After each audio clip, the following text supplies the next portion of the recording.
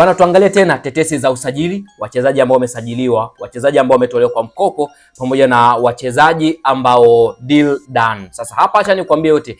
Tukianza na klabu ya Simba, Simba imemtambulisha Ino Loemba ambaye ni kiungo mshambuliaji, lakini pia anamudu kucheza nafasi ya winga. Na usajili huu umefanywa na mkurugenzi wa kampuni ya Jairut Joe Regasira kama alivyoahidi kwenye mkataba wake pamoja na Simba Sports Club.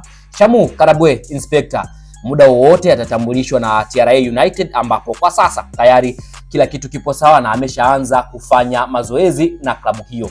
Beki wa zamani wa klabu ya Simba wa kushoto Valente Nouma kutoka pale Burkina Faso, naye muda wowote atatambulishwa na TRA United, na tayari mchezaji huyo yupo nchini Tanzania kwa ajili ya kukamilisha taratibu zote.